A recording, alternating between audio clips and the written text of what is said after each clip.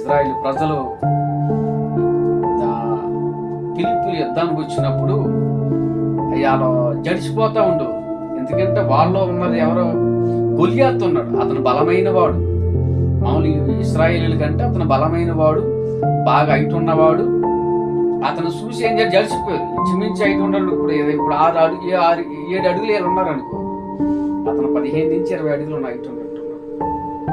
15 నుంచి 20 అడుగులు అంత హైట్ ఉన్న మనిషికి, బలవంతుడైన వ్యక్తికి వీళ్ళు జడిసిపోతూ ఉండరు.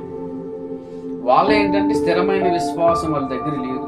అవతల శత్రువు అని ఎంత బలవంతుడైనా సరే, నేను నమ్మిన దేవుడు జీవం కలిగిన దేవుడు. మా పూర్వీకుల్ని ఐగుప్తు దేశం నుంచి మహా అద్భుతాలు చేసి మా పూర్వీకుల్ని అక్కడికి కానాన దేశాన్ని నడిపించాడు. ఐగుప్తు దేశం నుంచి కానాన దేశానికి నడిపించి ఈ కానాన దేశాన్ని మాకు స్వాధీనం చేశాడన్న ఒక ఆ విశ్వాసం వాళ్ళ జీవితంలో చేసిన, పూర్వీకులు చేసిన, వాళ్ళ జీవితంలో చేసిన కార్యాలు జ్ఞాపకం ఉంచుకుంటే చాలు. ఆటోమేటిక్గా ఏమైందంటే బలం పుంజుకుని గొలియాతును కొట్టడానికి ఎదరికి వెళ్ళగలదు.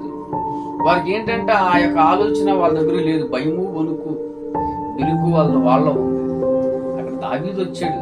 ఏంటి సమస్య, ఏంటి పరిష్కారం ఏంటిదని అడిగాడు. ఇది సంగతి అన్నమాట.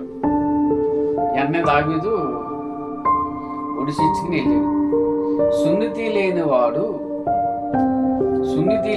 ఇశ్రాయేలును మీద తిరుగుబాటు చేయడం వాడికి ఏ పాటు వాడనని ధైర్యంగా ముందుకెళ్ళి నిలబడి ఉన్నాడు.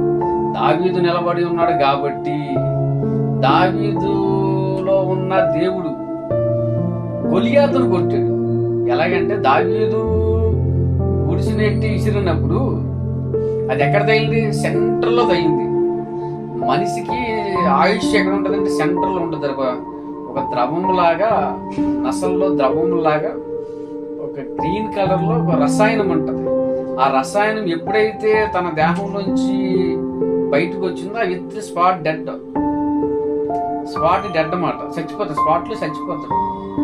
ఆ రసాయనం ఒకవేళ మామూలుగా ఉన్న మనుషులు ఎవరికైనా సరే శరీరంలో రసాయనం తగ్గితే శరీర ప్రకారంగా అతను బలహీనుడు అయిపోతాడు. పక్షవాతం వస్తుందంట చూసావు. ఆ శరీరంలో ఆ యొక్క ద్రవ్యం తగ్గినప్పుడు పక్షవాయువు వచ్చే అవకాశాలు ఉన్నాయి. అందుకని అక్కడ నసల్లో ఎందుకు కొట్టాడంటే అక్కడ ఆయుష్ అక్కడే ఉంది. గురు చూసి అక్కడే కొట్టాడు. ఎక్కడైనా కొట్టవచ్చు.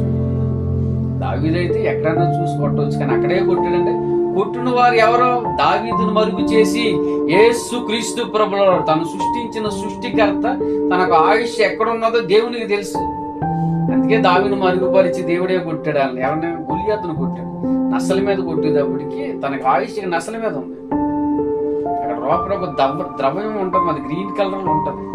అక్కడ కొట్టాడు. అందులోంచి ఏమైందో లోపలికి వెళ్ళిపోయింది. మనిషి కొడితే ఏమో తెలుసా, స్వల్ప గాయం వద్దు, పైన శరీరం మాత్రం డ్యామేజ్ అవుతుంది. దావీదును మరుగు చేసి దేవుడు కొట్టాడు కాబట్టి అది పురులో దాగి వెళ్ళిపోయి ఆ లోపల ఉన్న ద్రవ్యం ఏం చేసిందని బయటకు వచ్చింది.